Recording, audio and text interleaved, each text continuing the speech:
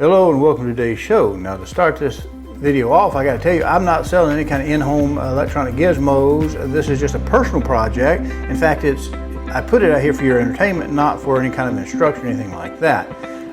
I'm not a big fan of a lot of this in-home tech stuff. Some of it kind of makes me a little bit, I don't know, leery of having something in my home all the time that snoops either by watching me or listening to me. And a lot of the assistant type things that are in your house, the smart home devices, they're alive all the time. They're listening all the time. Unlike a remote control where you push that button to get its attention, most of these, even if you have to say, hey Bubba, turn the lights on, hey whatever, it has to listen to hear the hey Bubba to tell it to wake up. So it's not really asleep. You consider it dozing, but it's still there in your house all the time. And I'm not a real big fan of that. I'm more of a perimeter defense and deterrent type of person. In fact, in the 2020 residential forms, if you were to call me to list a house, I'll explain some of the changes that are in those forms for this year. And if you use somebody else, I don't know why you'd want to do that, but if you use somebody else to list your home, they should also explain to you that, because this Tennessee law has some specific requirements as far as recording people's voices and images. Now, I replaced some old equipment that needed to be replaced. Quite honestly, I didn't use it, so I didn't realize it was in the condition it was in until I tried and discovered it wasn't in working order like I left it last time. So I made some changes, and if you'll come back after this and just watch the video, I'm going to explain what I did. And it may give you some ideas, maybe not. I'll try to keep the video short, and right now it's fairly short, but I do need you to kind of listen through the process so you can kind of see what I was thinking, because you might think something similar or think something different. You might have some tips you might want to share with me. Feel free to do so in the comments wherever this video is posted. So thank you for watching, and come on back. If you have real property to sell in the greater Murfreesboro, Rutherford County area, then call Dale to sell at Benchmark Realty, 615-409-SOLD. That's 7653 or 615-809-2323.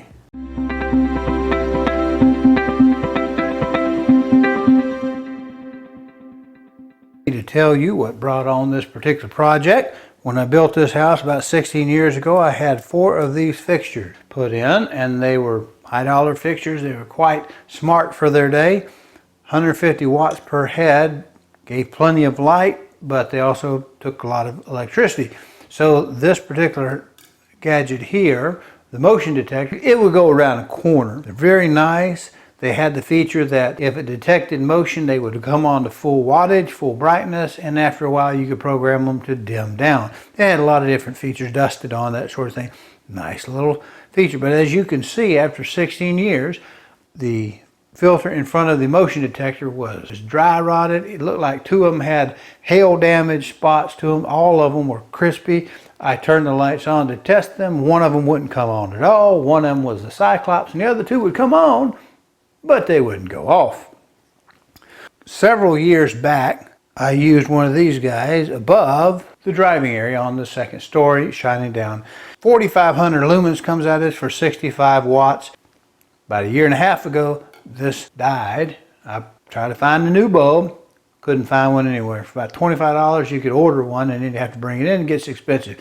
So I decided, I'm tired of climbing ladders. I'll get me some of this new technology, this LED stuff. They'd been out for a while. It had the motion detection, the dusted on. Bought this at elimination, stock elimination, closeout price. It lasted about 2 months after I had my knees replaced, and I couldn't crawl back up there and take it down. So I decided I'm tired of climbing ladders and putting up heavy fixtures, and I want something dependable that doesn't have this circuitry in it. I've had a lot of these through my lifetime. They last a few years and go out these motion detector things. So I decided to change the approach, and that's what this particular show is all about.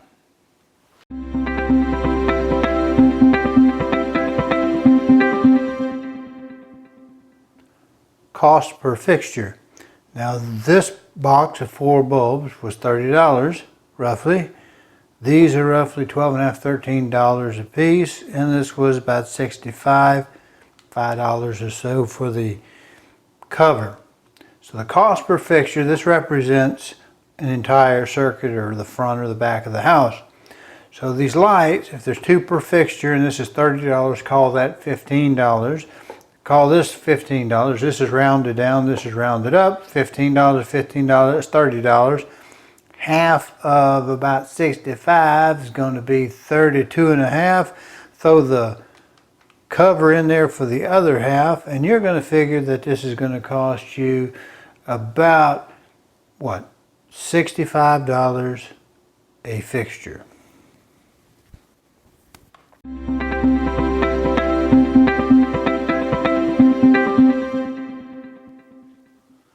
Power consumption, luminosity, and lifespan. Well, I don't know how many lumens these 150 watt halogen light bulbs produced originally. I do know there are 2 of them per fixture, so that's 300 watts per fixture, 4 fixtures per building, that's 1200 watts. And assuming I'm using dusk till dawn and we're running a full brightness during that time, and approximately half the day is dark to half the day being light, depending on the season, averaged out, that's like running a 1200 watt heater for 6 months. Now let's consider the power. This traditional halogen floodlight is 50 watts, produces 600 lumens, lasts 2,000 hours.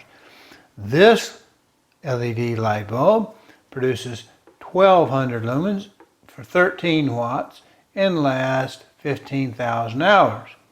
Let's put it in perspective. At 13 watts, that's pretty close to 12.5 watts, which is easier for me to mental math. So 12.5 watts times 2 is 25, 25 times 2 is 50.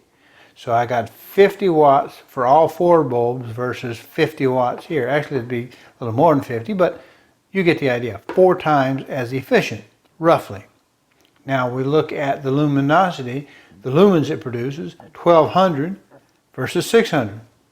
Again, this is twice, so 2 times the 4 is 8 times as efficient. Do I have something wrong there? Okay, now let's look at lifespan. It says 2,000 hours. This says twice as long as 7,500. That's 15,000 hours. So is that not equivalent to 7.5 times the lifespan?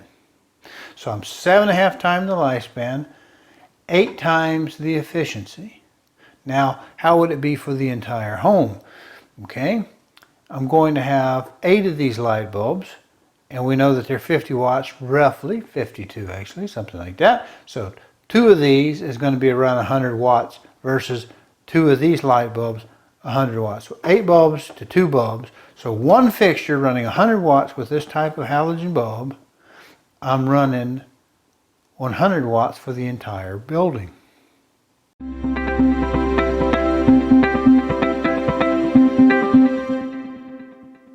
I'd like to take a moment and mention something about the color of your light and how it relates to bugs, drawing bugs.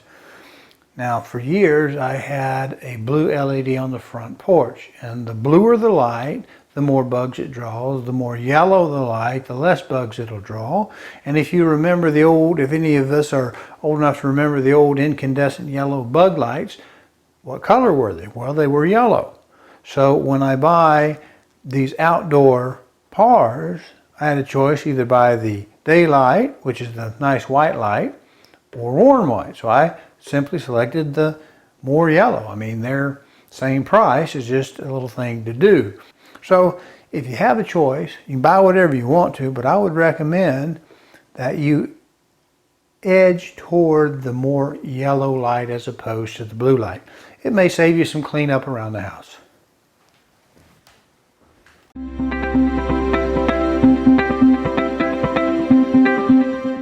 I would advise you that if you're going to try home wiring, that you'll turn the power off before you do so.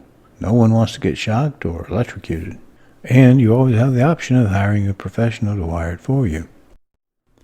While I'll consider this basic home wiring, I'm not going to try to explain that to you at this point in time. However, I will show you a few slides of what it looked like when I did it.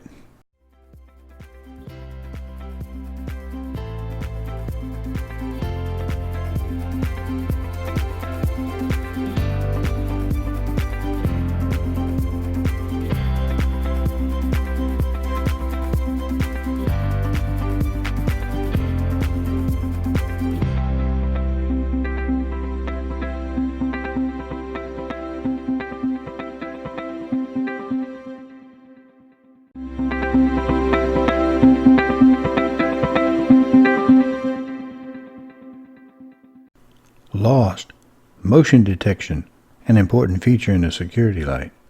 Gained, the ability to randomize. It can be a part of others that simulate people and activity. Lost, photo operation, an important feature in a security light. Gained, the ability to program according to time of day.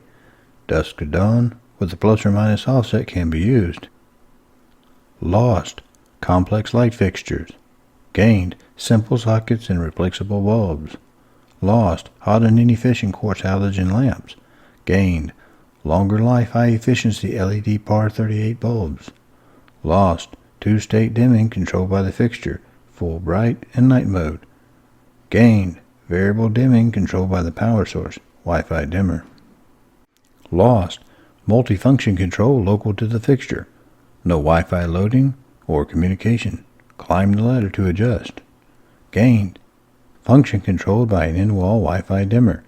Requires internet, an app or computer, and a proprietary bridge, which is sold separately. Lost, parts of the fixture exposed to the elements are made mostly of metal or glass. Gained, no known plastic parts exposed to the elements.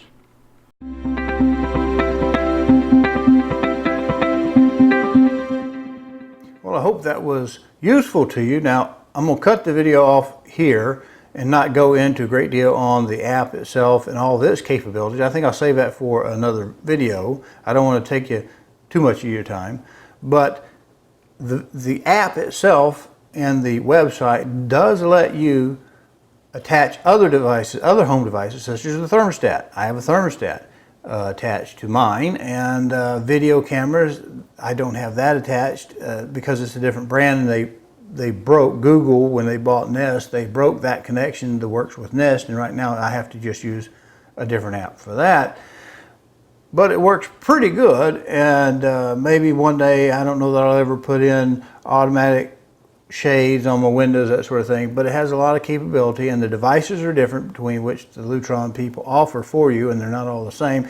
And rather than going into all of that detail, I just want to say that from my phone, this little guy right here, I can be in Turks and Caicos and turn my lights on, change stuff around. It has a randomization feature, which depending on the number of devices you have will flip inside lights at random times, and it picks them. You pick the ones you want it to use, and you can make a scene, and it will just do those few that you pick, and it makes it look like somebody's in there, and they are random to the time. You don't have to mess with it. You can set schedules. I use it to do the dusk to dawn.